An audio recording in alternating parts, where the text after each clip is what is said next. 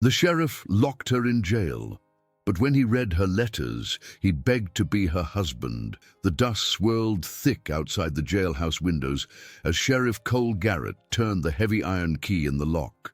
The woman on the other side of the bars stood perfectly still, her calloused hands folded at her waist, dark hair escaping from a weathered bonnet that had seen better days.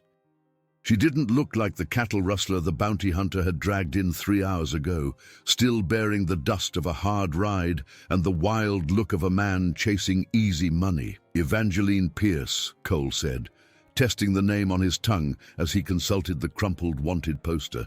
It sounded too delicate for someone accused of stealing livestock across 3 counties. The sketch on the paper was crude, barely more than a woman's profile with dark hair, but the bounty hunter had sworn it was her. Ava, she corrected quietly, her voice carrying the soft drawl of someone raised far from this harsh frontier town of Millbrook. The accent held traces of education, of drawing rooms and piano lessons, rather than cattle drives and gunfights. "And I didn't steal those cattle, Sheriff." Cole had heard that claim from every outlaw who'd passed through his jail in the past 5 years.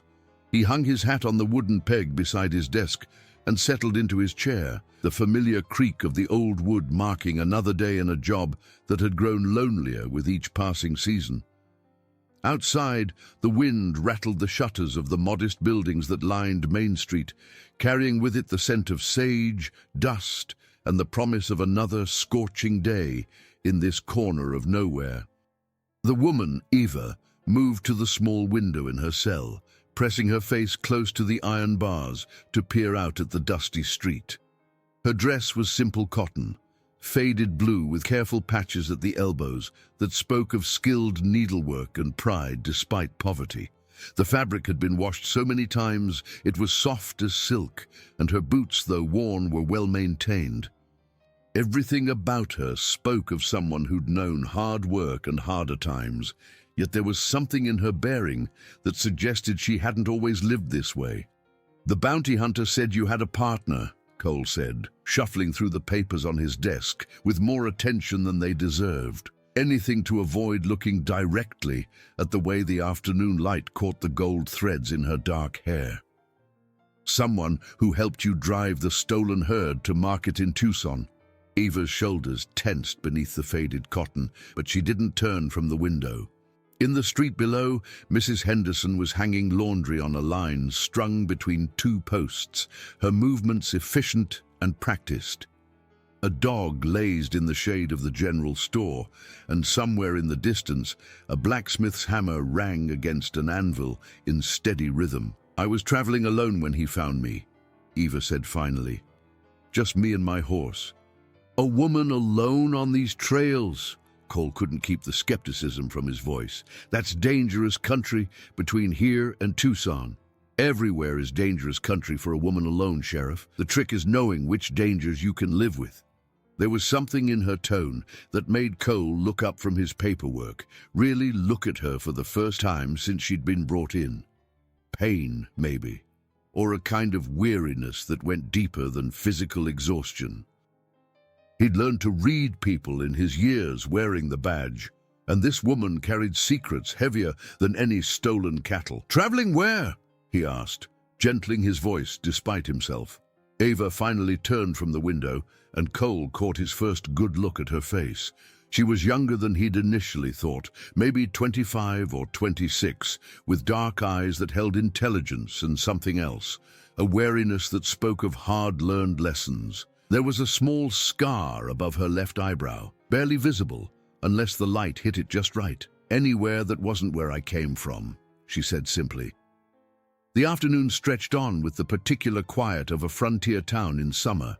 Heat shimmered off the wooden sidewalks, and most sensible folks had retreated indoors to wait for evening. The jail was built of thick adobe that kept the worst of the heat at bay, but the air still hung heavy and still.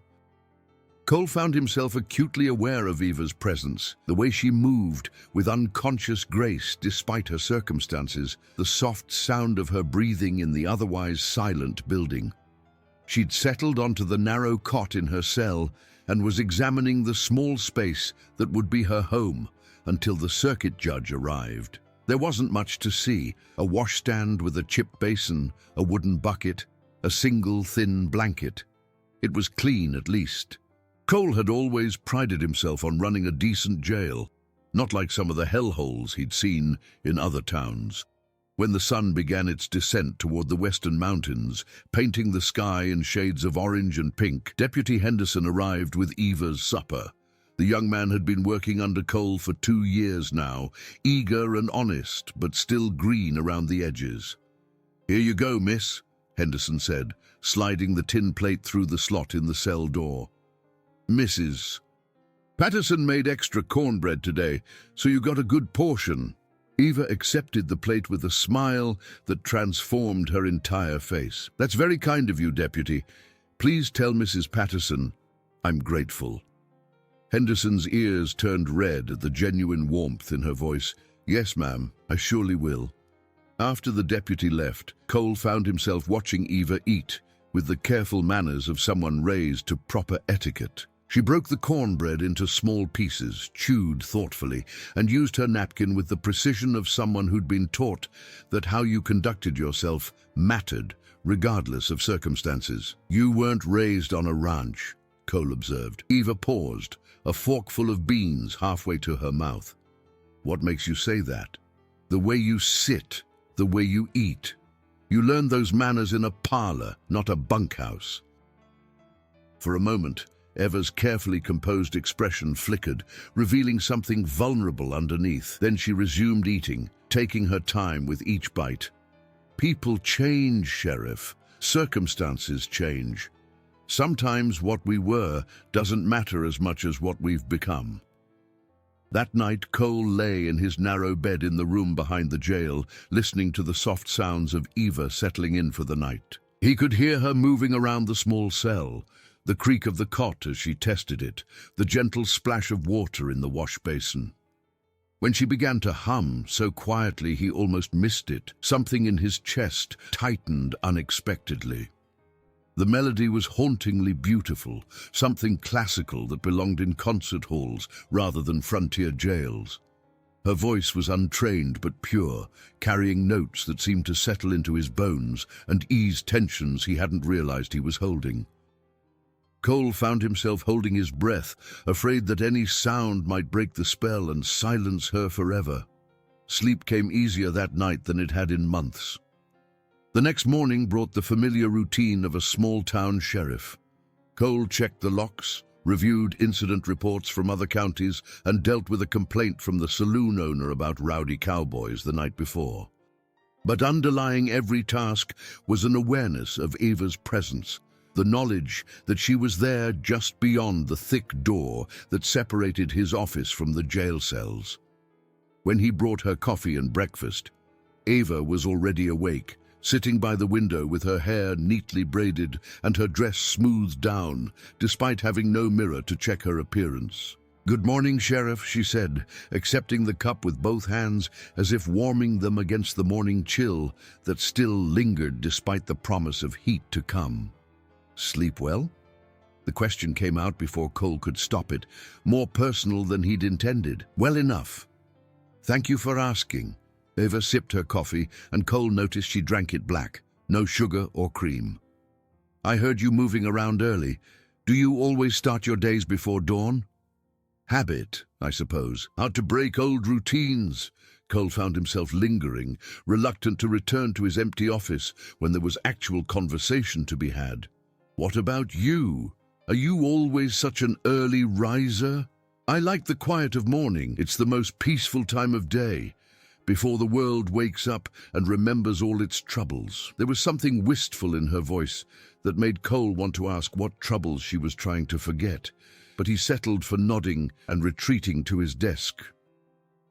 Through the open door, he could hear Eva moving around her cell, the soft sounds of her morning routine creating an oddly domestic atmosphere in the utilitarian jail.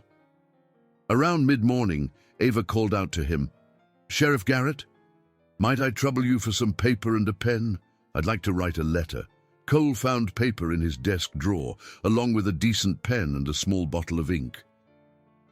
When he handed them through the bars, their fingers brushed briefly, and he was startled by the warmth of her skin and the surprising softness of her hands, despite their obvious familiarity with work. "Thank you," Eva said, settling at the small table in her cell. "I promise I won't waste your supplies." "Who are you writing to?" Cole asked, curiosity overcoming professional discretion. Eva dipped the pen carefully, testing the ink flow on a corner of paper with the practiced movements of someone comfortable with correspondence. "My sister. She'll be worried if she doesn't hear from me." "Where is she?" "Back east. Virginia, last I knew." Eva's voice grew softer, tinged with an emotion Cole couldn't quite identify. "She's been trying to convince me to come home for months now." Cole wanted to ask why she'd left Virginia, what had driven her so far from family, but something in Eva's expression warned him away from the subject.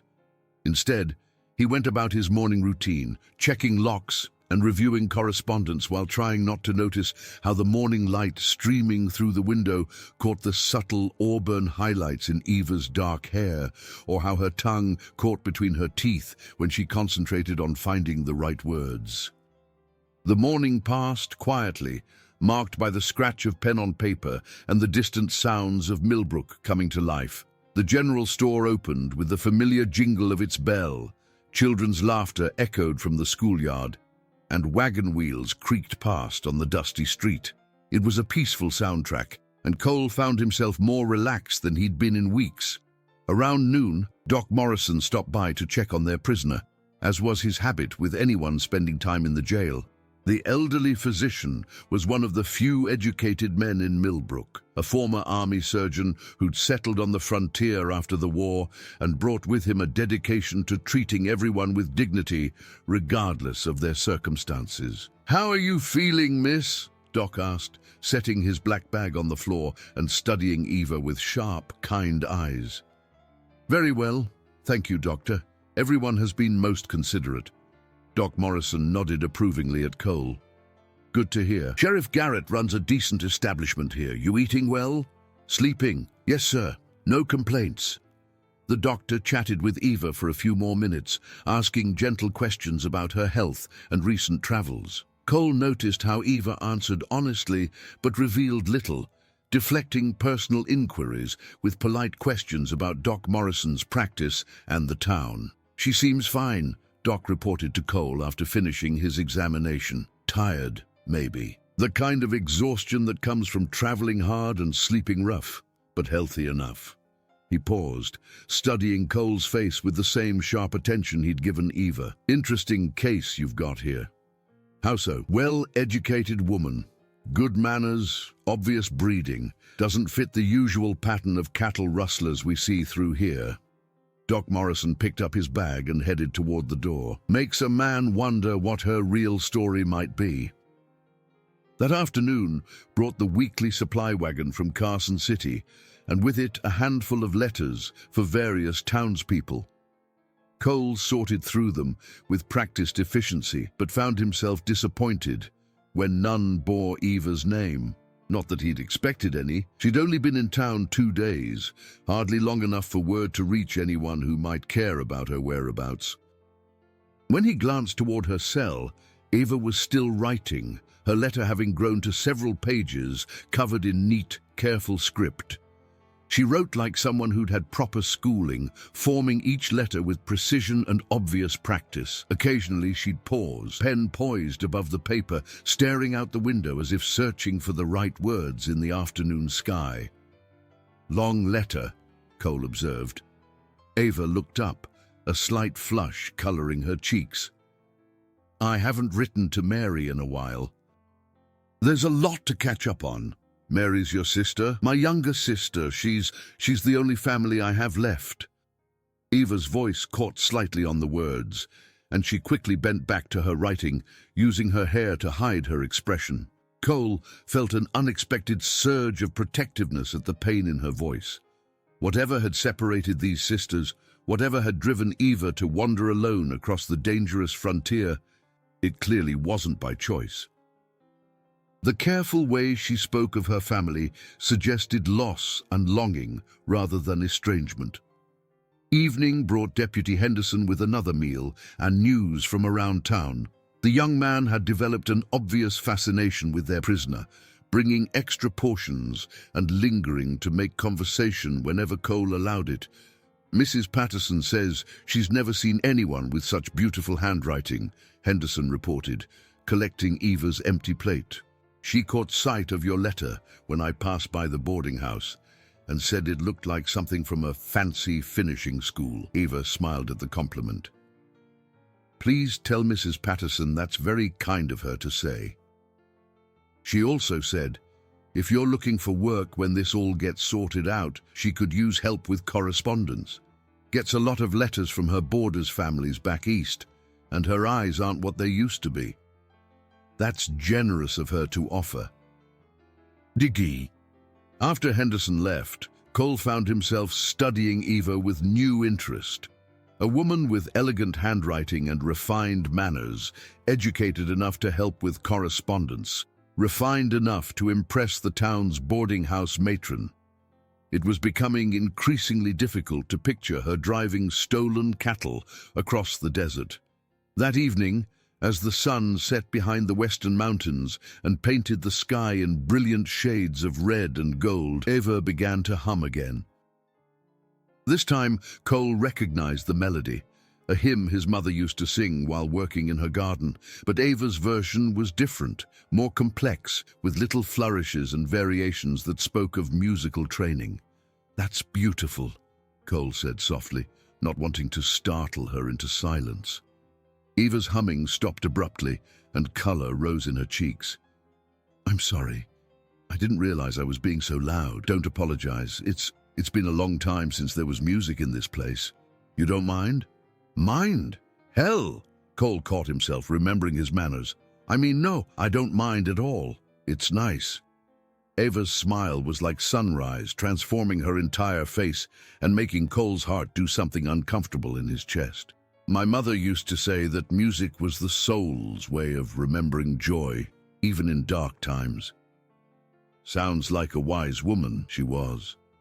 Ava's smile grew sad. She would have liked this place, I think. The wide sky, the sense of possibility. She always said the East was too crowded, too full of other people's expectations. It was the most personal thing Eva had shared since her arrival, and Cole found himself hungry for more details about her life before Millbrook. But the moment felt fragile, and he was afraid that pushing too hard might shatter whatever trust was beginning to build between them. The third day brought clouds building over the mountains, promising the first real rain Millbrook had seen in weeks. The air felt heavy and electric, charged with the potential for storms. Eva spent most of the morning at her window, watching the sky with obvious anticipation. "You like storms?" Cole asked, bringing her coffee and the morning meal. "I love them. The way they clean the air, wash the dust away, make everything smell new again." Eva accepted the cup gratefully, wrapping her hands around the warm ceramic. Virginia had the most beautiful thunderstorms. They'd roll in from the mountains with all the drama of a theatrical performance. "You miss it, Virginia." Eva was quiet for a long moment, staring out at the darkening sky. "I miss who I used to be there. But that girl, she doesn't exist anymore." There was such profound sadness in her voice that Cole found himself taking a step closer to the bars, wishing there was something he could do to ease whatever pain she carried. But Eva had already retreated behind her carefully composed mask, sipping her coffee and watching the storm approach with the patience of someone who'd learned to wait for better times. The rain began around noon, starting as scattered drops that left dark circles in the dust and quickly building to a steady downpour that drummed against the jail's tin roof and turned Main Street into a river of mud. The sound was almost deafening, but Eva seemed to find it soothing, settling at her small table to continue her seemingly endless letter with a smile playing at the corners of her mouth. Cole found himself fascinated by her writing process. She would sometimes pause for long minutes, staring out at the rain with her pen poised above the paper, clearly searching for the right words to express complex thoughts. When inspiration struck, she would write quickly, her hand moving across the page with fluid grace. Other times, she would write a few lines, frown, and carefully cross them out before starting again. "Difficult letter?" he asked during one of these editing sessions. Ava glanced up, a strand of hair falling across her cheek. "The most difficult ones are always the most important. The words have to be exactly right." What makes this one so important?" Ava set down her pen and turned to face him fully, her dark eyes serious. "Because it might be the last one she ever receives from me." The weight of that statement settled between them like a physical thing. Cole wanted to ask what she meant, wanted to understand the shadows that crossed her face when she spoke of her sister, but something in Eva's expression warned him that she'd shared as much as she was willing to share. The storm passed by evening, leaving the air cool and sweet-smelling for the first time in weeks. Eva had finished her letter, sealing it carefully in an envelope, and adding it to a small stack on her table. Cole noticed there were now 3 letters, all addressed in the same careful hand to Miss Mary Pierce, in care of various addresses in Philadelphia and Richmond. "Quite a correspondence you're building up there," he observed. "Mary moves around a lot," Eva explained. "I'm never sure which address will reach her." That night, Cole lay in his narrow bed listening to Ava's soft movements in the cell beyond. She was humming again, the same classical melody from her first night, but this time it seemed different, sadder, more haunting. The sound wrapped around him like a gentle hand, easing tensions he hadn't even realized he was carrying. For the first time in years, Cole found himself thinking about companionship, about what it might be like to share his quiet evenings with someone who appreciated music and beauty and the simple pleasure of watching storms roll across the desert sky.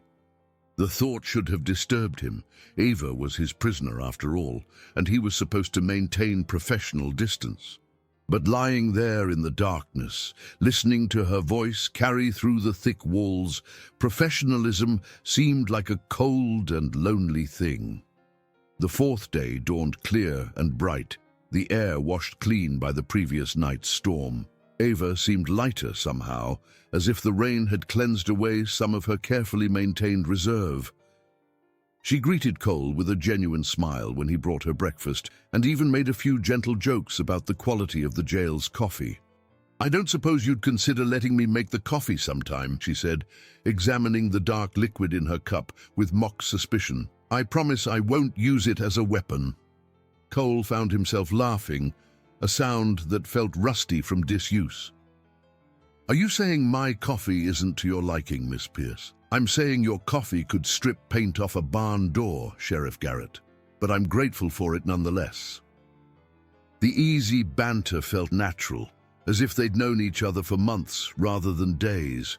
Cole realized he was beginning to look forward to these morning conversations, to the way Eva's face lit up when she smiled, to the sound of her laughter echoing off the adobe walls.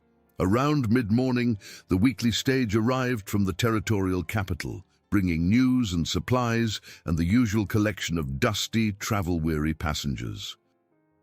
Among them was a well-dressed man in his 50s who introduced himself as Attorney Harrison Wade from Phoenix. He'd come, he explained, on behalf of a client who was interested in the case of Evangeline Pierce. "I understand you're holding a young woman on charges of cattle rustling," Wade said, settling his considerable bulk into the chair across from Cole's desk. His suit was expensive, his watch gold, and everything about him spoke of money and influence. "That's correct," Cole replied carefully. Something about the lawyer put him on edge, though he couldn't say exactly what. "Though I should mention the evidence is somewhat thin. Nevertheless, my client is prepared to post bail for Miss Pierce, pending trial. We're authorized to offer $500 as surety for her appearance before the circuit judge." $500 was more money than most people in Millbrook saw in a year. It was also far more than anyone would reasonably offer for a stranger accused of cattle rustling, unless that stranger meant something special to them. "Who is your client, Mr. Wade?" The lawyer's smile was as polished as his boots. "I'm afraid that information is confidential, Sheriff, but I can assure you he's a man of impeccable reputation and considerable resources." Cole glanced toward the door that separated his office from the jail cells, wondering if Eva knew about this mysterious benefactor. "I'll need to discuss this with Miss Pierce before I can accept any arrangement. Of course, though I should mention that time is somewhat of the essence. My client is anxious to ensure Miss Pierce's comfort and well-being." When Cole explained the offer to Eva, her reaction was immediate and definitive. "No." She spoke the word quietly, but with absolute certainty. "I won't accept bail from anyone, especially someone who won't give their name." "Ava, $500 is a lot of money. Whoever this is, they clearly care about your welfare. Or they want something from me that I'm not willing to give." Ava's hands were trembling as she paced the small confines of her cell. "Please, Sheriff Garrett, tell the lawyer no. I'd rather stay here until the judge arrives." There was fear in her voice, the kind of bone-deep terror that spoke of experience with dangerous men and their expensive gifts. Cole found himself nodding before he'd fully processed the decision. "All right. If that's what you want, it is. Thank you." When Cole returned to his office to deliver Eva's decision, Attorney Wade's polished demeanor slipped just enough to reveal something cold and unpleasant underneath. "Perhaps Miss Pierce doesn't understand the gravity of her situation," the lawyer said smoothly. "Cattle rustling is a serious charge in this territory.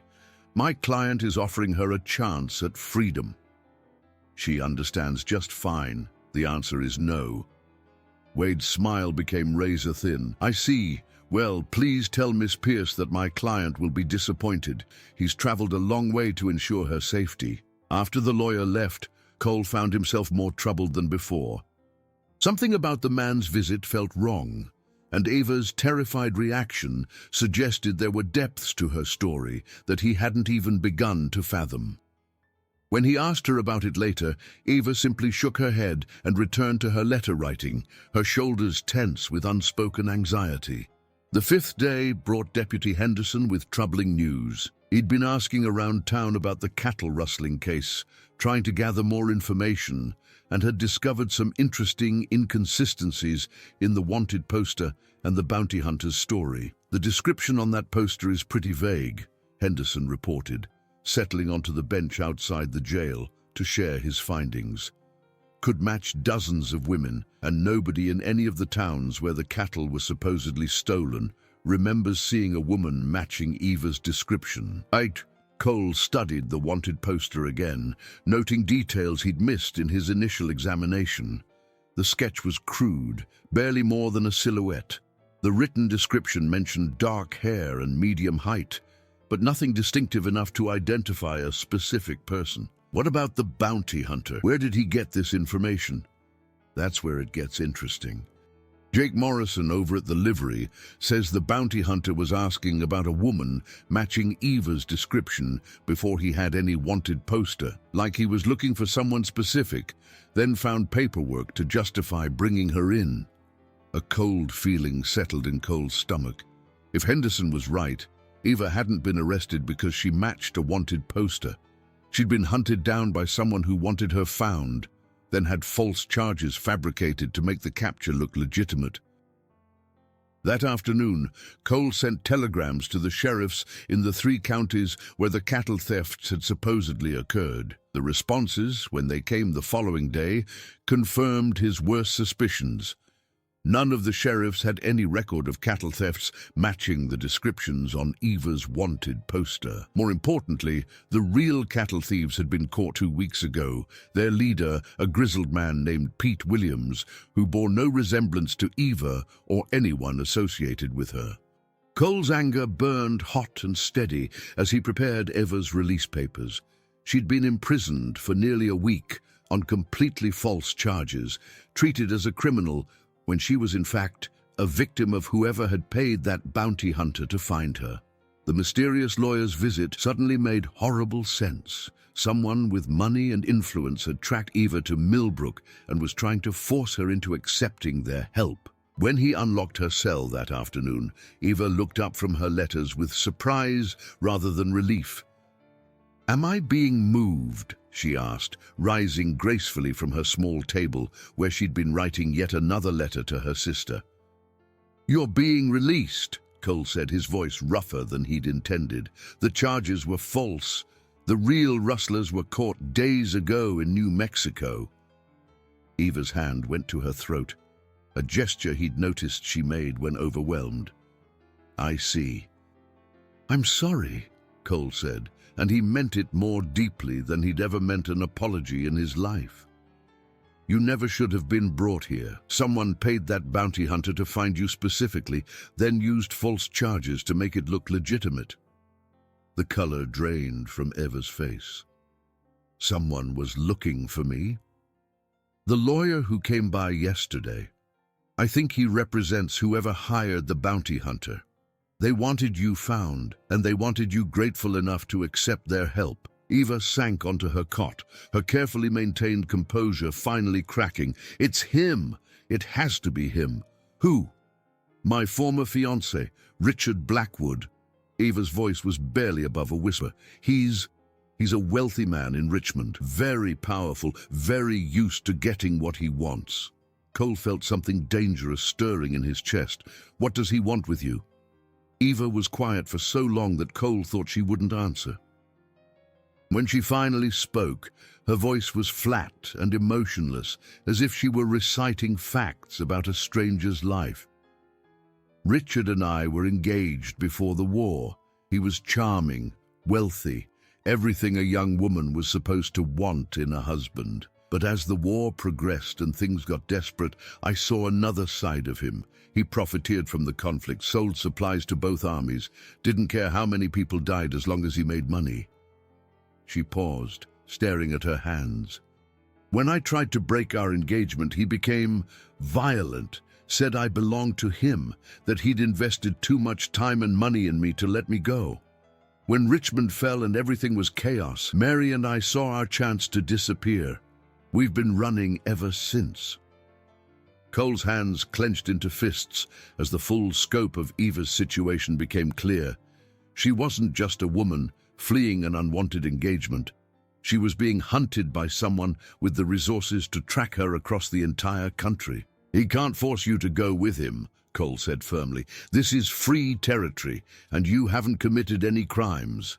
Eva's laugh was bitter. "You don't understand. Men like Richard don't need legal justification. They have lawyers who can fabricate charges, judges who owe them favors, sheriffs who look the other way for the right price. If he's found me here, it's only a matter of time before he manufactures some reason to take me back to Virginia." Cole felt a fierce protectiveness rise in his chest, stronger than anything he'd experienced in years of wearing a badge. The thought of Eva being dragged back to Virginia by a man who'd terrorized her made his blood boil. "Not while I'm sheriff of this town," he said quietly. "No one takes anyone from my jail without proper legal authority, and I'll be damn sure to verify every piece of paper that crosses my desk." Eva looked up at him with something like hope flickering in her dark eyes. "You'd do that, even though you barely know me?" "I know enough," Cole said firmly. "I know you're brave and kind and innocent of any crime. I know you've been hurt by someone who should have protected you, and I know that as long as you're in Millbrook, you're under my protection." Eva gathered her few possessions and her letters, tucking them into her worn carpet bag with careful precision. When she reached the door of the jail, she turned back to Cole with an expression he couldn't quite read. "Thank you for the coffee in the mornings," she said softly.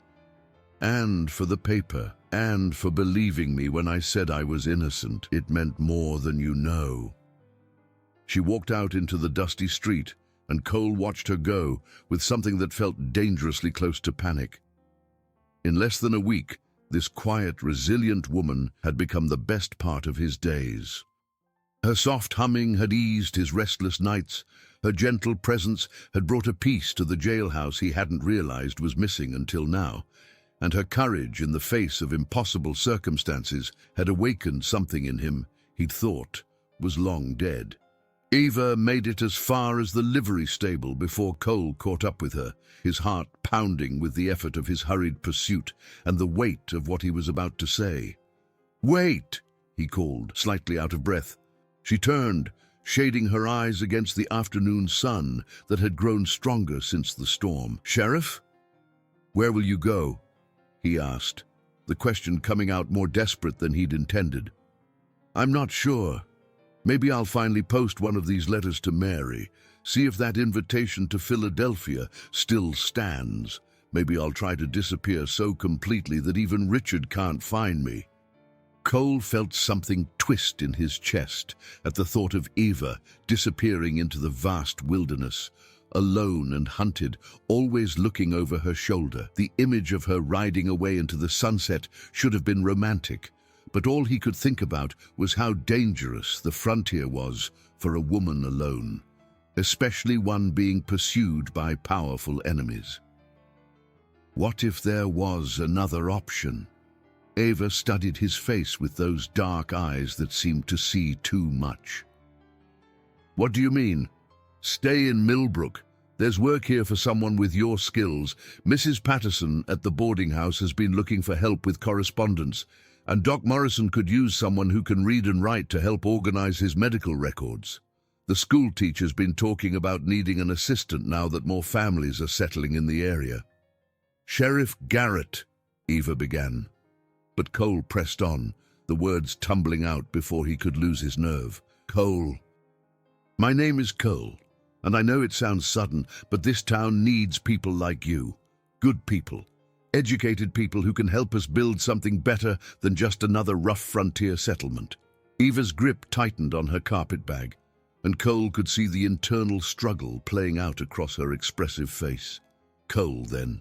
I appreciate the offer, but I've learned it's better if I keep moving.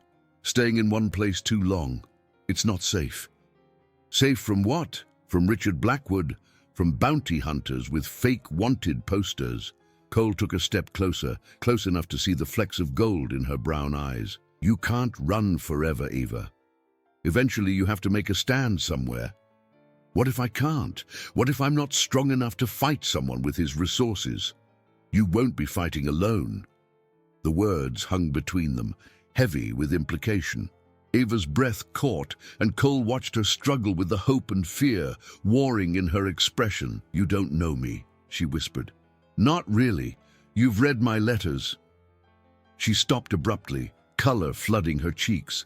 If this story has touched your heart so far, don't forget to subscribe to the channel, like the video, and share it with friends who love Old West stories. Cole felt heat rise in his face. "I shouldn't have read them. It was wrong of me, and I'm sorry, but nothing," Eva interrupted, though her voice held no real anger. "I know you did. I could tell by the way you looked at me afterward, like you suddenly understood something you hadn't before." "I do understand," Cole said quietly. "I understand why you keep moving, why you're afraid to trust, why you write letters to your sister every day but never send them. I understand that you're tired, Eva. Bone-deep tired of running, of being afraid, of carrying all that pain alone." Tears gathered in Eva's eyes, though she fought to keep them from falling. "You read my private thoughts without permission. That's a violation of trust, Sheriff." "You're right. It was. But it was also the moment I realized I was falling in love with you." The words hung in the dusty air between them, honest and raw. Eva's breath caught, and Cole watched her struggle with his confession, saw the moment when her carefully maintained walls began to crumble. "You don't know me," she repeated, but her voice lacked conviction now. "I know you're brave. I know you've survived things that would have broken a weaker person. I know you write letters to your sister every day because you love her, even though you're too afraid to send them because you don't want to put her in danger. I know you hum when you're scared, because it reminds you of your mother singing while she worked in her garden. I know you take your coffee black, but add sugar when you think no one's watching, because you still remember what it was like to enjoy small pleasures. I know you miss poetry and piano lessons and believing the world is fundamentally good." Ava's composure finally cracked completely, and tears spilled down her cheeks. "I don't know how to stop running, Cole. I've been afraid for so long that I'm not sure I remember how to be brave. You don't have to stop running. You just have to run towards something instead of away from it." Ava set down her carpet bag and took a tentative step toward him, her tears catching the late afternoon light. "What if I hurt you? What if I can't be what you need? What if Richard finds me and destroys everything good in your life just to punish me? What if you can be everything I need? What if we're both strong enough to face whatever comes? What if love is worth the risk?" Cole reached out slowly, giving her time to pull away. When she didn't, he gently brushed the tears from her cheeks with his thumbs, marveling at the softness of her skin and the trust it took for her to let him touch her after everything she'd endured.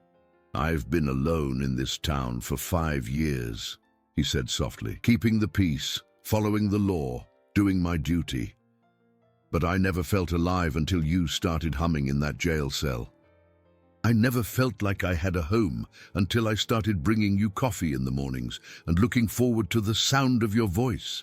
Ava leaned into his touch, closing her eyes as if trying to memorize the feeling of gentle hands on her face. "I'm scared, Cole. I'm scared of hoping for something beautiful and having it torn away. I'm scared of bringing danger to people I care about. I'm scared of forgetting how to be the woman I used to be." "So am I. I'm scared of caring so much about someone that losing them would break me. I'm scared of not being strong enough to protect you from whatever's coming. I'm scared that I'm asking you to trust me with your heart when I'm not sure I deserve it." Eva opened her eyes, and Cole saw something new there, not the absence of fear, but courage in spite of it. The same kind of courage that had carried her across a hostile frontier, that had kept her writing letters to a sister she might never see again, that had made her refuse help from mysterious benefactors who might be enemies in disguise. "Maybe we can be scared together," she said softly. "I'd like that," Cole replied, his voice rough with emotion. Eva smiled then, the first truly unguarded smile he'd seen from her, and it was like watching the sun rise over the desert. "Does that mean you'll help me figure out how to stay in one place without losing my mind with worry? It means we'll figure it out together. And it means that anyone who wants to hurt you will have to go through me first." Cole kissed her then, soft and careful in the middle of Main Street, while the afternoon wind whipped dust around their feet, and the whole town of Millbrook went about its business, unaware that something beautiful and fragile and infinitely precious was beginning in their midst. Mrs. Patterson emerged from her boarding house at that moment, took one look at the sheriff kissing the woman who'd been in his jail, and broke into a knowing smile before retreating indoors to spread the news. By evening, half the town would know that Sheriff Garrett had found himself a lady, and by morning, the other half would have heard all about the romantic scene outside the livery stable. But Cole and Eva were oblivious to their audience, lost in the miracle of finding someone worth risking everything for in a place where both had expected nothing but loneliness and hardship. Over the following days, Eva settled into life in Millbrook with a grace that surprised everyone, including herself. Mrs. Patterson's offer of employment proved genuine, and Eva quickly became indispensable at the boarding house, managing correspondence with the families of long-term residents, keeping meticulous records, and even helping with the bookkeeping that had long been Mrs. Patterson's greatest challenge. Doc Morrison also found Eva's services valuable, enlisting her help in organizing his chaotic medical records and assisting with his correspondence to colleagues in larger cities. Eva's neat handwriting and attention to detail transformed the doctor's office from barely controlled chaos to a model of organization that impressed visiting physicians from as far away as Phoenix. But it was her work with the town's children that truly revealed Eva's character. The schoolteacher, Miss Margaret Henley, had been struggling with a classroom overcrowded by the influx of new families settling in the area. Eva volunteered to help with reading lessons, and her patient, encouraging manner with the younger children quickly made her a favorite. She had a gift for making difficult concepts seem simple and for finding ways to reach even the most reluctant students. Cole watched Eva's transformation from hunted fugitive to valued community member with a mixture of pride and growing love that sometimes left him breathless. She still jumped at unexpected sounds and carefully scanned every face in a crowd, but the constant tension that had marked her first days in Millbrook was gradually easing. She was learning to trust again, to believe that maybe, finally, she'd found a place where she could stay. Their courtship was conducted in the patient, careful manner of two people who'd both been hurt by life and understood the value of taking things slowly. Cole would escort Eva to church on Sundays, and afterward they'd walk through the town, stopping to chat with neighbors and gradually building the comfortable familiarity that comes from sharing daily routines and small concerns. In the evenings, after Eva finished her work at the boarding house and Cole completed his rounds, they would sit on the bench outside the jail and talk. Sometimes Eva would bring letters she'd finally begun sending to Mary, reading portions aloud and sharing stories of their childhood in Virginia. Other times Cole would tell her about his plans for Millbrook, his hopes for attracting more settlers, and building the kind of community where children could grow up safe and educated. It was during one of these quiet evening conversations that Eva first spoke openly about Richard Blackwood and the life she'd fled in Richmond. The words came haltingly at first, as if she were testing each one for danger before releasing it into the air between them. "He wasn't always cruel," she said, staring out at the mountains that rose like purple shadows against the star-studded sky. "When we first met, Richard was charming, attentive, everything a young woman dreams of in a suitor. My father had died the year before, and Mother was struggling to maintain our household on a reduced income. Richard's interests seemed like providence. He was wealthy, established from one of Richmond's best families." Cole remained silent, sensing that Eva needed to tell this story in her own way, at her own pace. The engagement was announced with great fanfare. Richard insisted on the finest ring, the most elaborate parties, the most expensive wedding dress. I thought it was romantic, the way he wanted everything to be perfect. It wasn't until later that I realized he saw me as another acquisition, something beautiful to be displayed as proof of his success. Eva's voice grew quieter, more strained.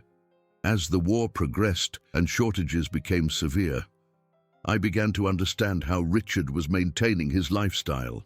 He had contacts in both armies, sold supplies to whoever could pay the highest price. Confederate or Union, it didn't matter to him. He profited from the suffering while other families lost everything. Cole felt his jaw clench with anger, but he forced himself to remain still, to let Eva continue. When I confronted him about it, Richard laughed, said I was naive to think war was about anything other than opportunity for those clever enough to seize it. When I tried to break our engagement, he became different. The charm disappeared, and I saw what he really was underneath.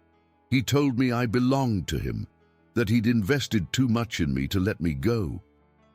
He threatened my mother. My sister said he'd ruin anyone who tried to help me leave him. Eva's hands were shaking now, and Cole gently covered them with his own, offering what comfort he could without words. The night Richmond fell, everything was chaos. Buildings burning, people fleeing, soldiers everywhere. Mary and I saw our chance and took it. We had a little money Mother had hidden away, and we bought passage on a wagon heading north. We thought we'd escaped, thought we could disappear into the masses of displaced people and start over somewhere Richard would never think to look. "But he followed you," Cole said quietly. "Not immediately. For almost a year, we thought we were safe. Mary found work as a seamstress in Philadelphia, and I took positions as a governess with different families. But Richard has resources, connections. Eventually, his investigators tracked us down. Mary barely escaped again, and I ran west, thinking the frontier was so vast and wild that even Richard's money couldn't reach me there. Eva's laugh was bitter. I was wrong. Money can reach anywhere if you have enough of it. The bounty hunter who brought me here wasn't the first person Richard has sent after me. There have been others over the years, investigators, hired men, even supposed good Samaritans offering help that came with too many strings attached. Cole's anger at Richard Blackwood burned steady and hot, but underneath it was something else, admiration for Eva's courage and determination to stay free despite the odds against her. She'd been hunted across the country by a wealthy, powerful man, and yet she'd never given up, never stopped believing that somewhere there was a place where she could be safe. "He won't find you here," Cole said firmly. "And if he does, he'll discover that frontier justice works differently than the bought and paid for kind he's used to in Richmond." Eva turned to look at him, hope and fear warring in her expression. "You can't know that, Cole. Richard has lawyers, connections with judges and politicians. He's used to getting what he wants through legal channels when possible, illegal ones when necessary. Maybe in Virginia. But this is Arizona territory, and I know every judge, every marshal, every politician with any real authority. Richard Blackwood might have money, but he doesn't have friends here, and if he tries to fabricate charges or buy false testimony, he'll find that frontier folks don't take kindly to outsiders trying to corrupt their courts." Over the following weeks, Cole quietly made inquiries and strengthened connections throughout the territory. He wrote to sheriffs in neighboring counties, warning them about potential attempts to use false legal documents to seize Eva. He spoke with Judge Harrison, who rode the circuit through Millbrook, explaining the situation and ensuring that any legal papers concerning Eva Pierce would be scrutinized carefully before being honored. Most importantly, he sent a carefully worded letter to the territorial marshal in Phoenix, outlining Richard Blackwood's apparent use of fraudulent wanted posters and hired bounty hunters to pursue a woman who'd committed no crimes. The marshal's response was swift and reassuring. Any further attempts to use false legal documents would be investigated as federal crimes, and Richard Blackwood would find himself facing charges for conspiracy and fraud if he continued his pursuit. But Cole's most effective protection forever came from an unexpected source, the community of Millbrook itself. Word of Eva's situation had spread quietly through the town, and the residents had rallied around their new school teacher's assistant with a fierce protectiveness that spoke to the frontier spirit of caring for their own. Mrs. Patterson made it known that anyone asking questions about Eva Pierce had better have legitimate business, or they'd find themselves dealing with the formidable boarding house matron and her shotgun. Doc Morrison let it be known that he considered Eva under his protection, and anyone who threatened her would answer to the entire medical community of the territory. Even the saloon keeper, not usually known for his civic-mindedness, spread word that strangers asking pointed questions about local women would find their welcome in Millbrook very short indeed. Eva was initially overwhelmed by this show of support from people who'd known her only a few months. She'd become so accustomed to isolation and suspicion that the idea of an entire community standing guard over her safety seemed almost too good to believe. "They don't even know me," she said to Cole one evening, after Mrs. Patterson had regaled them with an account of how she'd run off a suspicious-looking man who'd been asking questions at the general store. "Why would they risk trouble with someone like Richard to protect me?" "Because you've become one of us," Cole replied simply. "You've made yourself useful, contributed to the community, proven that you belong here. Frontier towns are built on the idea that we look after our own, and you're our own now." Eva's eyes filled with tears, not of sadness, but of overwhelming gratitude for something she'd never expected to find again. A place where she was valued and protected, not for what she could provide to a wealthy man, but for who she was as a person. As autumn arrived in Millbrook, bringing cooler temperatures and the first hints of winter in the high desert, Cole realized he couldn't imagine his life without Eva's steady presence. She'd become part of his daily routine, part of his plans for the future, part of the very fabric of his existence, in ways that both thrilled and terrified him. It was on a crisp October morning, as they sat on their usual bench, watching the sunrise paint the mountains in shades of gold and rose, that Cole gathered his courage to speak the words that had been building in his heart for weeks. "Marry me," he said simply, without preamble or elaborate speeches. Eva turned to stare at him, coffee cup frozen halfway to her lips. "What? Marry me, Eva. I know it's sudden, and I know you're still learning to trust, but I can't imagine spending my life with anyone else. I want to protect you, but more than that, I want to build something with you, a real life, a real future." Eva set down her coffee cup with trembling hands. "Cole, I know you're scared. I know Richard still haunts your dreams, and you're afraid he'll find some way to destroy whatever we build together. But I'd rather face that risk with you than spend the rest of my life wondering what might have been." Eva was quiet for so long that Cole began to fear he'd pushed too hard, too fast. But when she finally spoke, her voice was steady and sure. "Yes," she said simply. Cole's heart leaped. "Yes, yes, I'll marry you. Yes, I want to build a life with you. Yes, I'm tired of running and ready to make a stand somewhere with someone." Eva's smile was radiant, transforming her entire face. "And yes, I love you too, even though you never quite got around to saying those words out loud."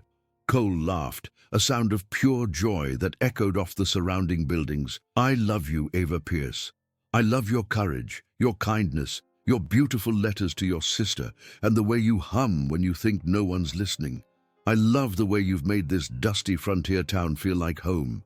He kissed her then, right there on Main Street as the town woke up around them, and Eva kissed him back with all the pent-up longing and hope she'd been carrying for months. When they finally broke apart, both slightly breathless, Eva rested her forehead against his. "I still have nightmares sometimes," she warned him, her voice soft but serious. "I know. I'll be there for all of them. I still write letters to Mary, even though she writes back now. I love your letters. Maybe you'll write some to me when I have to travel to other towns on business. I'm still learning how to trust, how to believe that good things can last. We'll learn together, and we'll take it one day at a time for as long as it takes." Eva laughed, the sound like music in the crisp morning air. "Then yes, Cole Garrett, I'll marry you, and I'll do my best to make you happy," you asked. "You already have." They wed 6 weeks later on a perfect November morning when the cottonwoods along the creek were turning gold, and the air held just enough chill to make the idea of warming up together seem romantic. The ceremony took place in the small church at the end of Main Street, with half the town in attendance and Eva's sister Mary making the long journey from Philadelphia to serve as matron of honor. Mary Pierce Donnelly, she'd married a kind Irish carpenter and taken his name, proved to be a slightly older, more outgoing version of Eva, with the same dark hair and intelligent eyes, but a quicker smile and an easier manner with strangers. The reunion between the sisters was emotional and beautiful, both women crying openly as they embraced for the first time in over 2 years. "I was so worried," Mary whispered, holding Eva tightly. "Your letters. I could read between the lines, see how scared you were, how alone you felt. When you wrote that you might finally have found somewhere safe to stay, I hardly dared to believe it." "Neither did I," Eva admitted. "But Cole, he makes me believe that maybe I can stop running, that maybe I can have the kind of life we used to dream about when we were girls." Mary studied Cole with the sharp attention of an older sister evaluating a potential brother-in-law. After spending an afternoon in conversation with him, she gave Eva her wholehearted approval. "He's good for you," Mary observed, as they helped Eva prepare for her wedding day. I can see it in the way you stand straighter when he's around, the way you smile without thinking about it first. You look like the Eva I remember from before everything went wrong. Eva wore her mother's wedding dress, carefully preserved and altered by the skilled hands of Millbrook's seamstress.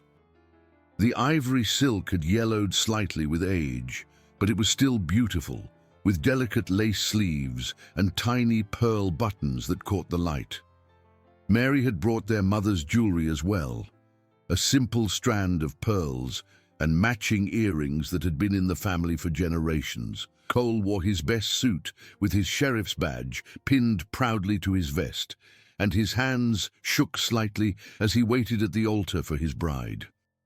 When Eva walked down the aisle on the arm of Doc Morrison, the closest thing to a father figure either of them had in Millbrook, Cole felt his breath catch at how beautiful she looked, how right this felt, how perfect it was that they'd found each other in this unlikely place. During the ceremony, as they exchanged vows they'd written themselves, Cole promised to love Eva's past as well as her future, to be her safe harbor in any storm, to protect her not just from external threats, but from her own fears and doubts. Eva promised to stop running long enough to build something beautiful with him, to trust him with her deepest fears as well as her brightest hopes, to make their house a home filled with music and laughter and all the small joys she'd thought were lost forever. When the preacher pronounced them husband and wife, the whole congregation erupted in cheers that could be heard 3 streets away. But Cole only had eyes for Eva, his brave, beautiful wife, who taught him that sometimes the best things in life come to those who are willing to unlock the doors they thought should stay closed forever. The celebration continued well into the evening, with music provided by a fiddle player from the saloon and dancing in the street outside the church. Eva danced with Cole, with Doc Morrison, with Deputy Henderson, and with half the men in town who wanted to congratulate the sheriff on his good fortune. But Cole noticed that she kept glancing toward the horizon, as if still half expecting trouble to appear on the distant road. It wasn't until much later, when they were finally alone in the small house Cole had bought and furnished for their new life together, that Eva's last defenses finally came down. She stood in their bedroom, still wearing her mother's pearls, but with her hair loose around her shoulders, looking uncertain for the first time all day. "I don't know how to be a wife," she said quietly. "I know how to run, how to hide, how to survive on my own. But this, being happy, being settled, trusting that it will last, I'm not sure I remember how." Cole crossed the room to stand before her, gently taking her hands in his. "Then we'll figure it out together, one day at a time. There's no rush, Eva. We have the rest of our lives to learn how to be married." Eva's smile was tremulous but real. "The rest of our lives, that sounds wonderful and terrifying, but mostly wonderful." Cole kissed her forehead, then her cheeks, then her lips, tasting salt tears and joy, and the promise of tomorrow. "I love you, Mrs. Garrett. I love you too, Sheriff Garrett. And I promise I'll do my best to be worthy of the faith you've placed in me." "You already are." The first months of their marriage were a period of quiet adjustment and growing joy. Eva threw herself into making their house a home, using skills learned in her privileged childhood to create beauty from simple frontier materials. She planted a garden behind the house, hung curtains in the windows, and filled the rooms with the scent of fresh bread and wildflowers gathered from the desert. Cole found himself looking forward to coming home each evening, knowing Eva would be there with supper ready and stories of her day to share. She continued her work at the boarding house and the school, becoming even more integral to the community as word spread of her intelligence, kindness, and the positive changes she'd brought to both institutions. But their happiness was shadowed by the knowledge that Richard Blackwood hadn't given up his pursuit. Letters arrived sporadically, not for Eva, but addressed to various officials in Millbrook and the surrounding area. The letters were always polite, professional, ostensibly from lawyers representing a concerned family member trying to locate a mentally unstable relative who'd gone missing. Judge Harrison showed Cole several such letters, all describing a delusional young woman named Evangeline Pierce who'd fled her family's care and might be living under an assumed name.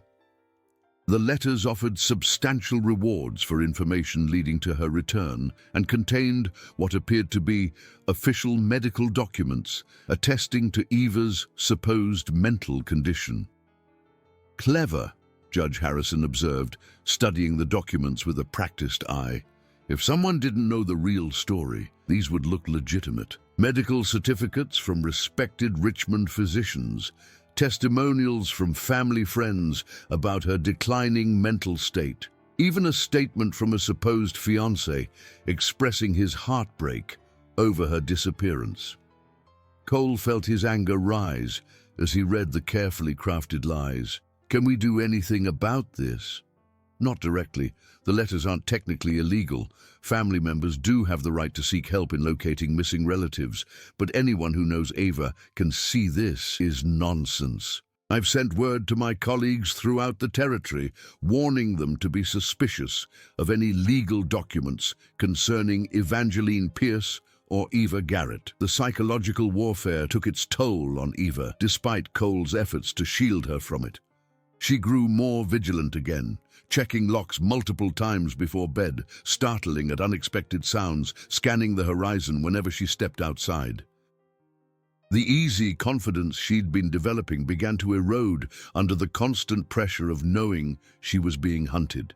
It was during this difficult period that Eva received a letter that changed everything. It arrived on a cold February morning, addressed in familiar handwriting to Mrs. Eva Garrett. Cole watched Eva's face as she read it, saw hope and disbelief and overwhelming joy chase each other across her features. "Mary's coming for a visit," Eva said, her voice barely above a whisper. "She and her husband are planning to move west, maybe settle somewhere in Colorado or California. They want to stop here first, see if we know of any opportunities." The news was exactly what Eva needed, proof that she wasn't alone in the world, that family bonds could survive separation and hardship, that the future might hold more than just constant vigilance against past threats. Mary and Patrick arrived in late March, their wagon loaded with all their worldly possessions and their hopes for a new life in the West. Patrick Donnelly proved to be a skilled carpenter with an easy manner and a genuine love for his wife, and Cole liked him immediately. The four of them spent hours around the kitchen table talking about possibilities and dreams and the kind of life they might build together in this new country. It was Patrick who first suggested that they consider establishing themselves permanently in Millbrook. The town was growing rapidly, and there was plenty of demand for skilled carpentry work. Eva's position in the community would help them establish themselves quickly, and the support network she'd built would extend naturally to include her sister and brother-in-law.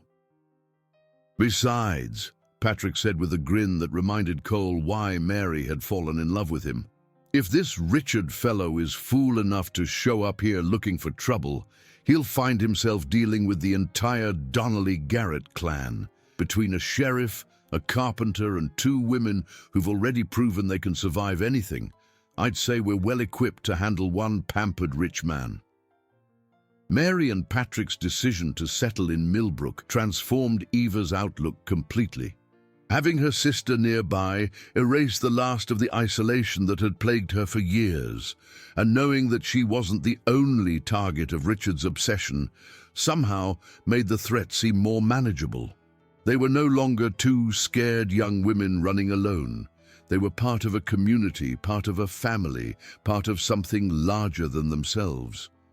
Summer brought news that Richard Blackwood himself had been seen in Phoenix, apparently having grown tired of working through intermediaries. The territorial marshal sent word that a well-dressed Virginia gentleman had been making inquiries about legal procedures for retrieving mentally incompetent relatives, and that he'd hired local attorneys to research Eva's legal status as a married woman in Arizona territory. Cole's response was swift and decisive. He rode to Phoenix personally, meeting with the territorial marshal and the federal attorneys who handled cases involving interstate legal issues. By the time he returned to Millbrook, he carried documents that would make any attempt to remove Eva from Arizona territory nearly impossible without clear evidence of criminal wrongdoing or genuine mental incompetence. "Marriage changes everything," Cole explained to Eva as they reviewed the legal papers together. "As your husband, I have legal standing to contest any attempt to remove you from the territory. Richard would need a court order based on solid evidence, not just his money and connections." But Richard Blackwood's arrival in Arizona territory brought an unexpected development that none of them had anticipated. Instead of trying to take Eva by legal force, he began a campaign of seduction and persuasion, presenting himself as a changed man who'd learned from his mistakes and wanted only to make amends for past wrongs. He took rooms at the finest hotel in Phoenix and began sending gifts, not to Eva, but to various members of the Millbrook community. Expensive medical equipment for Doc Morrison, books for the school, funds for church repairs, even a new saddle for Deputy Henderson. Each gift came with a carefully worded note, expressing Richard's desire to contribute to the community that had welcomed his beloved Evangeline during her time of confusion and distress. The strategy was diabolically clever. Instead of appearing as the villain Eva had described, Richard was positioning himself as a generous benefactor, a concerned fiancé who only wanted to help the woman he loved and the people who'd cared for her. The gifts were substantial enough to make a real difference in people's lives, creating a sense of obligation and gratitude that would make it harder for them to stand against him if he demanded Eva's return. Most of the townspeople were too loyal to Eva to be swayed, but Cole could see the strategy working on some of the newer residents who didn't know Eva's full story. Doubt began to creep in, whispers about whether they'd been told the whole truth, questions about why a man would spend so much money and effort pursuing a woman who wasn't important to him. Eva's reaction to Richard's presence in the territory was profound and devastating. The confidence she'd built over months of peaceful living crumbled overnight, replaced by the hypervigilance and barely controlled panic that had characterized her early days in Millbrook. She stopped sleeping through the night, stopped eating regular meals, stopped engaging in the community activities that had become such an important part of her healing. "He's going to win," she whispered to Cole one night as they lay in bed, her body tense with anxiety. "He always wins, Cole. He has more money, more patience, more resources than we do. He'll keep chipping away at people's loyalty until they start to believe his version of events." Cole pulled Eva closer, feeling the tremors that ran through her body despite the warm night. "He's not going to win, Eva. We won't let him. You can't know that. Richard is used to getting what he wants, and he wants me back. Not because he loves me, but because I'm the one thing that ever escaped him. His pride can't tolerate that." Cole was quiet for a moment, thinking about everything Eva had told him about Richard Blackwood, everything he'd observed about the man's methods and motivations. Then, slowly, an idea began to form. Dangerous, risky, but possibly their only chance to end Richard's pursuit once and for all. "What if we give him what he wants?" Cole said quietly. Eva stiffened in his arms. "What do you mean?" "What if we arrange for him to meet with you under carefully controlled circumstances? Let him make his case, try to persuade you to come back with him. But we record everything, make sure witnesses hear exactly what kind of man he really is." Eva pulled away from Cole, staring at him in horror. "Are you insane? I can't face him, Cole. You don't understand what he's like, what he's capable of when he doesn't get his way. I understand that you can't keep living like this, jumping at shadows and waiting for him to make his next move. I understand that he's going to keep coming after you until something forces him to stop." Cole sat up, turning to face Eva in the moonlight streaming through their bedroom window. But I also understand that you're not the same woman who ran from Richmond 3 years ago. You're stronger now, Ava. You've built a life, found people who believe in you, proven that you can survive anything. Maybe it's time to stop running and start fighting back. Ava was quiet for so long that Cole began to think she wouldn't answer. When she finally spoke, her voice was barely above a whisper. What if I fall apart when I see him? What if all this confidence I've built is just an illusion that disappears the moment I'm in the same room with him again? Then I'll be there to catch you. Mary will be there, Patrick, Doc Morrison, everyone who loves you. You won't be facing him alone this time. Eva closed her eyes, and Cole could see her struggling with fear and hope and the terrible courage it takes to confront the thing that has haunted your nightmares. All right, she said finally. If you think it might end this once and for all, I'll do it. But Cole, if something goes wrong, if he finds a way to take me back to Virginia, promise me you won't blame yourself. Promise me you'll remember that I chose this, that I'd rather take the risk than spend the rest of my life hiding. Cole kissed Eva's forehead, tasting salt tears and determination. Nothing is going to go wrong, but I promise, Ava, I promise I'll remember that you chose to be brave. The meeting was arranged for a Saturday afternoon in the parlor of Mrs. Patterson's boarding house, with carefully selected witnesses present to ensure Eva's safety and record whatever transpired. Judge Harrison agreed to attend, along with Doc Morrison, Mrs. Patterson herself, and the territorial marshal who'd made the trip from Phoenix specifically for this confrontation. Richard Blackwood arrived precisely on time, impeccably dressed in an expensive suit that probably cost more than most Millbrook residents made in a year. He was handsome in the way that money could buy, well-groomed, confident, with the kind of polished charm that opened doors and influenced people. But Cole, watching him carefully, could see the calculation behind the smile, the cold assessment in his eyes as he took in the room and its occupants. "Evangeline," Richard said smoothly, moving toward Eva, with his hands outstretched as if to embrace her. "My darling girl, you look wonderful. This desert air seems to agree with you."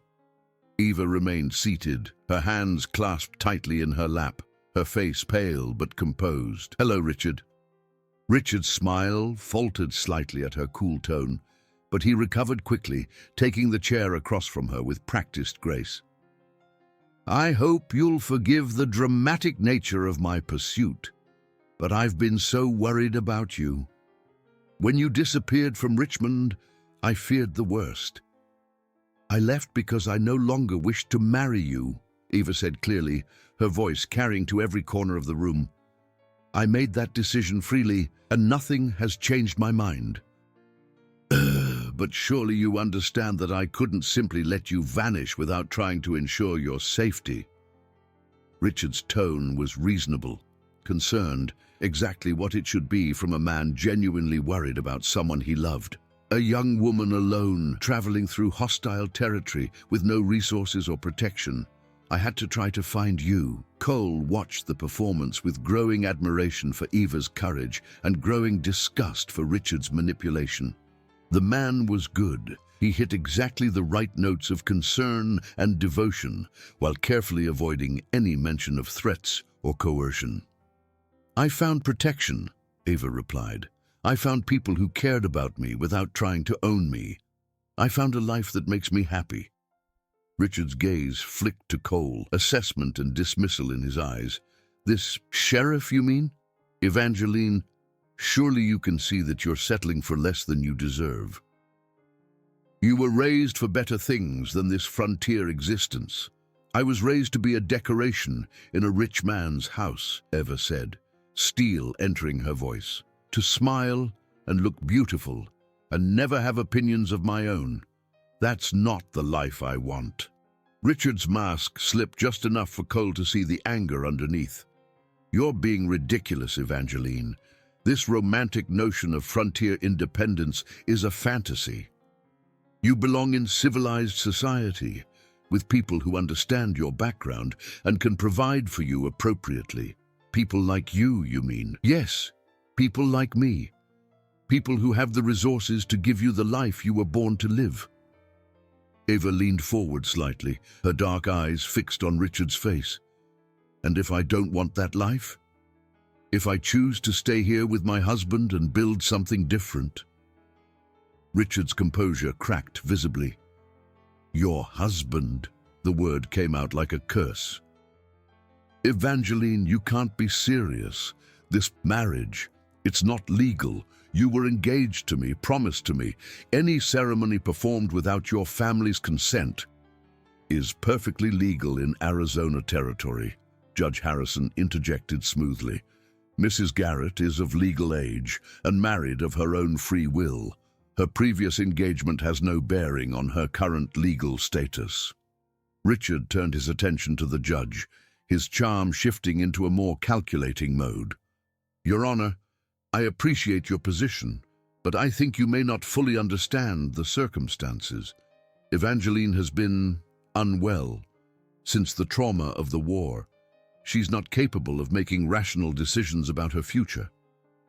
That's interesting, Doc Morrison said dryly, because I've been treating Mrs. Garrett for several months now, and I've found her to be perfectly rational, intelligent, and emotionally stable. Perhaps you could provide medical documentation of this alleged mental instability. Richard's smile became razor thin. I have documentation from several respected Richmond physicians attesting to her condition. I'd be happy to provide copies. We'd be very interested to see those documents, the territorial marshal said, speaking for the first time since the meeting began. Particularly since using fraudulent medical certificates to pursue someone across state lines would constitute a federal crime. The room fell silent as the implications of that statement sank in. Richard looked around the room, his polished facade beginning to crack as he realized he was no longer controlling the conversation. For the first time since arriving in Arizona territory, he was facing people who couldn't be bought, intimidated, or charmed into compliance. I think there's been a misunderstanding, Richard said carefully, his voice losing some of its smooth confidence. I'm simply a concerned fiancé trying to locate... Former fiancé? Ava interrupted, her voice stronger now. And you're not concerned about my welfare, Richard. You're angry that I escaped your control. Richard's mask slipped further, revealing glimpses of the cold calculation beneath. Evangeline, you're being dramatic. I've spent considerable time and money trying to ensure your safety. You've spent considerable time and money hunting me across the country like a criminal, Eva shot back. You hired bounty hunters to track me down using false wanted posters. You've been harassing every sheriff and judge in 3 territories, trying to manufacture legal authority to force me to return to Virginia. That's not love, Richard. That's obsession. Richard's composure finally shattered completely. You belong to me, Evangeline. I invested years in you, made you into something special, gave you opportunities you never would have had otherwise. You don't get to just walk away from that obligation. The words hung in the air like poison, revealing exactly what Eva had been trying to tell them about Richard's true nature. Around the room, Cole could see the witnesses absorbing the implications of what they'd just heard.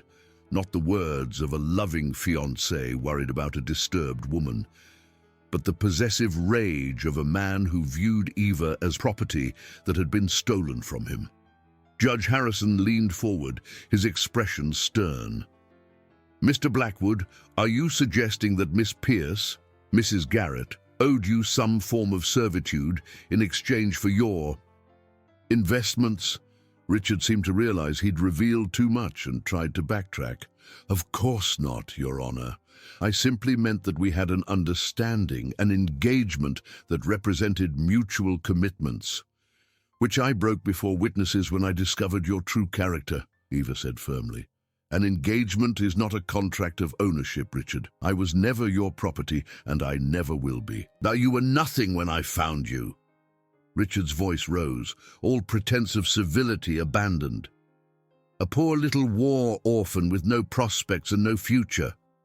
I made you into someone worthy of my attention, And you repay me by running off with some frontier nobody? The insult to Cole was clearly calculated to provoke a response, but Cole remained still, recognizing the trap for what it was. If he reacted with violence, Richard could claim self-defense and portray himself as the victim. Instead, Cole let the man's words reveal his character to the assembled witnesses. Eva stood slowly, her composure intact, despite the venom in Richard's voice. You didn't make me into anything, Richard. You tried to make me into what you wanted, a beautiful, silent ornament with no thoughts or opinions of my own. But the woman I really am, the woman sitting in this room right now, she existed long before I met you. She was just buried under your expectations and threats. Richard's face flushed with anger, and for a moment Cole thought he might actually strike Eva, but the presence of so many witnesses held him back, and he forced himself to settle back in his chair. This is absurd, Richard said, trying to regain his composure. Evangeline, you're clearly not thinking rationally. This frontier life has addled your mind. My mind is perfectly clear, Eva interrupted. Clear enough to see that you're exactly the same man you were in Richmond. Controlling, manipulative, unable to accept that other people have the right to make their own choices. The only difference is that now I'm strong enough to see it. Strong enough? Richard laughed, but the sound was bitter and ugly. You call hiding in this God-forsaken desert town strength? You call marrying some small-town sheriff strength? You've thrown away everything I could have given you for this. Eva's smile was radiant, transforming her entire face. Yes, I have. And it was the best decision I ever made. Richard stared at Eva, as if seeing her clearly for the first time. Whatever he found in her expression, strength, conviction, absolute certainty in her choices, seemed to finally penetrate his delusions of ownership and control. You're really not coming back, he said quietly, the words carrying equal parts disbelief and dawning understanding. No, I'm not. Not now. Not ever. This is my home. These are my people. And this is my life. You have no place in it. Richard was quiet for a long moment, his gaze moving around the room and taking in the faces of people who'd made it clear they stood with Eva against him. When he spoke again, his voice was flat and emotionless. I see. Well then, I suppose there's nothing more to be said. He stood, straightening his expensive jacket with careful precision. I'll be returning to Virginia immediately. You won't be hearing from me again, Evangeline. I hope your choices bring you the happiness you think they will. The threat was subtle but unmistakable, not a promise to leave Eva alone, but a prediction that her decision to reject him would lead to misery. It was exactly the kind of parting shot Eva had expected from him, designed to plant seeds of doubt and regret that might grow over time. But Eva met his gaze steadily, unshaken by his implied curse. My choices have already brought me more happiness than I ever found with you, Richard. I wish I could say I hope the same for you, but I've learned not to waste good wishes on people who wouldn't recognize happiness if it appeared gift-wrapped on their doorstep. Richard's face tightened at the dismissal, but he made no further response. He nodded curtly to the other people in the room and walked out of the boarding house parlor with the stiff dignity of a man who'd been thoroughly defeated. For several moments after his departure, nobody spoke. Then Eva sank back into her chair, all the strength and defiance she'd maintained during the confrontation suddenly leaving her as reaction set in. Is it over? She asked quietly, her voice barely above a whisper. Will he really leave me alone now? Judge Harrison exchanged glances with the territorial marshal before answering.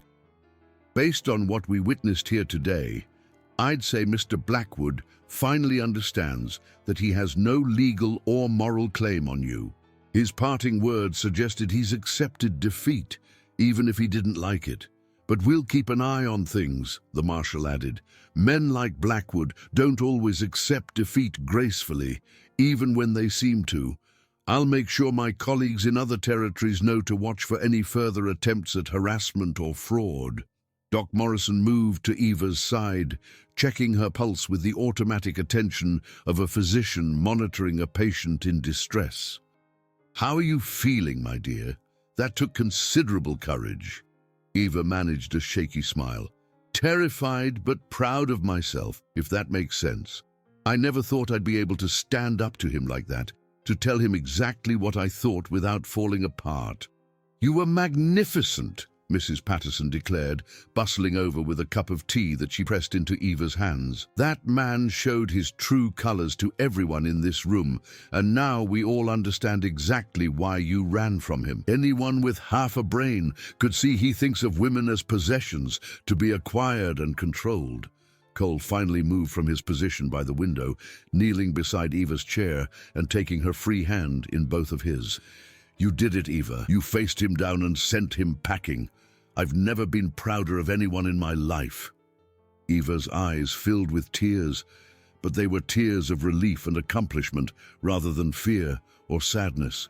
"I couldn't have done it alone. Knowing all of you were here, that I had people who believed in me and would support me no matter what. That made all the difference." "That's what family does," Mary said softly, speaking for the first time since Richard's departure. She'd remained silent during the confrontation, recognizing that this was something Eva needed to handle herself. But her presence had been a source of strength, nonetheless. "We stand together against the people who try to hurt us." Over the following days, the story of Eva's confrontation with Richard Blackwood spread throughout Millbrook and the surrounding areas. The witnesses to the meeting shared what they'd observed, and the consensus was universal. Richard had revealed himself to be exactly the kind of man Eva had described, possessive and controlling, and utterly unable to accept that she had the right to determine her own future. The expensive gifts Richard had distributed throughout the territory were quietly returned, with recipients explaining that they couldn't accept presents from someone who'd proven himself to be of such questionable character. Doc Morrison sent back the medical equipment, the school returned the books, and even the church declined to keep the funds intended for repairs. It was a clear message that Richard Blackwood's money couldn't buy influence or loyalty in Arizona territory, and that the community stood firmly behind Eva in her decision to build a new life far from his reach. Richard himself departed Phoenix within a week of the confrontation, apparently accepting that his mission had failed completely. Reports from various sources confirmed that he'd booked passage back to Virginia on the next available stage. His retinue of lawyers and investigators dismissed and sent home. But Eva remained cautious, unwilling to completely trust that her ordeal was finally over. She continued to check locks and scan horizons, to startle at unexpected sounds and worry about letters that might contain new threats. It wasn't until Christmas approached, and no further word came from or about Richard Blackwood, that she began to truly believe she might be free. "Do you think he's really given up?" she asked Cole one evening as they sat by their fireplace, watching snow fall outside their window. It was their first winter as a married couple, and the cozy domesticity of the scene felt almost too good to be true. Cole looked up from the book he'd been reading, taking in Eva's relaxed posture and the peaceful expression on her face. She'd been humming again lately, something she'd stopped doing during the tense weeks before Richard's arrival. The return of that unconscious musical expression was the clearest sign that she was finally beginning to feel safe again. "I think he finally understood that he'd lost," Cole said carefully. "Not just the legal battle or the battle for community support, but the battle for you. When you stood up to him in that parlor, when you told him exactly what you thought of him and his attempts to control you, I think he finally realized that the Evangeline he thought he owned never really existed." Eva nodded slowly, turning her attention back to the needlework in her lap, a baby blanket she was making for Mary, who'd announced her pregnancy just after Thanksgiving. "I hope you're right. I hope he's found someone else to focus his attention on, someone who actually wants the kind of life he was offering. Even if he hasn't, it doesn't matter. You've proven that you're strong enough to stand against him, and you've built a community that will support you no matter what. Richard Blackwood has no power over you anymore, Eva. The only person who gets to determine your future is you. Eva's smile was radiant, full of joy and possibility, and the kind of hope she'd never thought she'd feel again. "Then I choose this," she said simply. "I choose you. I choose Millbrook. I choose the life we're building together. I choose to stop looking over my shoulder and start looking ahead to all the wonderful things that might be waiting for us." Cole set aside his book and moved to sit beside Eva on the settee, pulling her into his arms and breathing in the sweet scent of the rosewater she'd taken to wearing, another small luxury she'd allowed herself as she learned to believe in permanence and happiness. "What kind of wonderful things?" he asked, nuzzling her hair. Eva leaned back against his chest, perfectly content in his embrace. "Children, maybe. A house with more room for Mary and Patrick to visit. Maybe even a piano someday, so I can teach music to the children in town. Small things, ordinary things, the kind of life I used to dream about when I was a girl." "Those don't sound like small things to me," Cole murmured. "They sound like everything." That spring brought news that confirmed Eva's freedom in the most final way possible.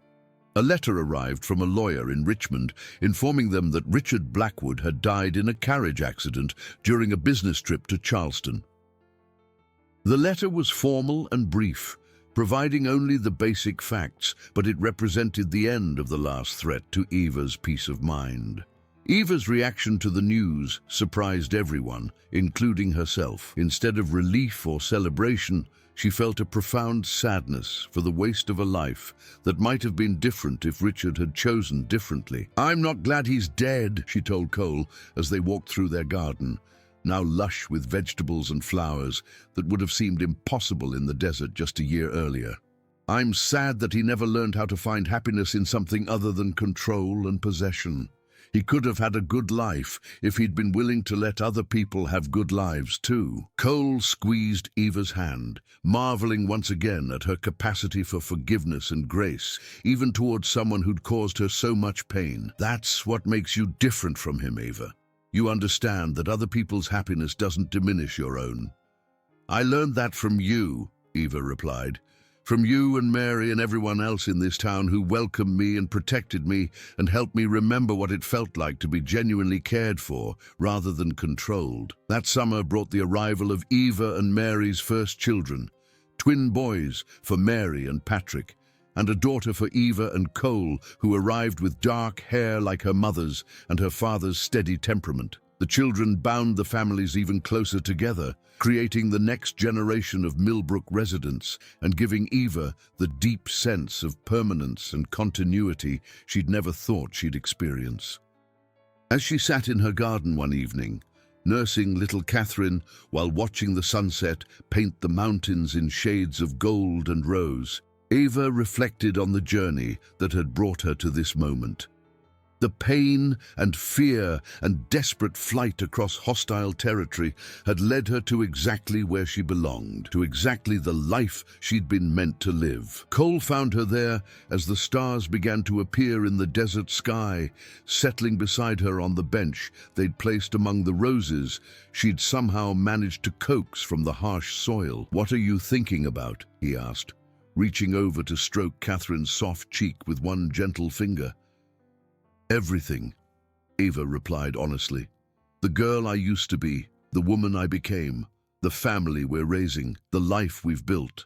I was just thinking that if someone had told me 3 years ago that I'd be sitting in my own garden in Arizona territory, married to a sheriff and holding my daughter while my sister's children play in the yard next door, I would have thought they were describing an impossible dream."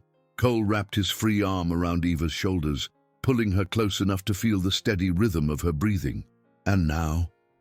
Eva's smile was serene, full of contentment and joy, and the kind of deep happiness that comes from knowing you're exactly where you belong. "Now I know that sometimes the most impossible dreams are the ones most worth chasing." They sat together in comfortable silence as the night settled around them. 3 generations of their growing family secure in the knowledge that they'd found their place in the world.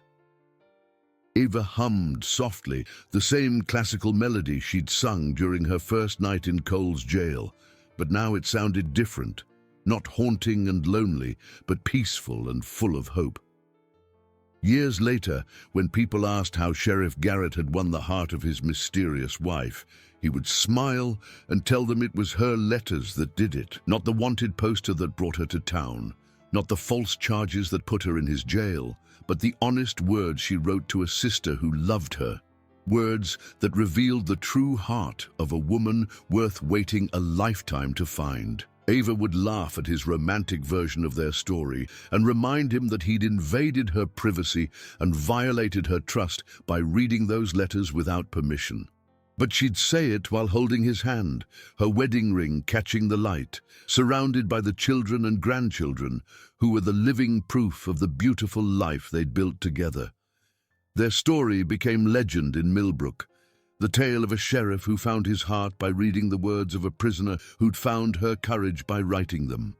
It was a story about second chances and the power of truth, about the beauty that can grow when two wounded souls decide to heal together instead of apart, about the community that forms when good people stand together against those who would do harm.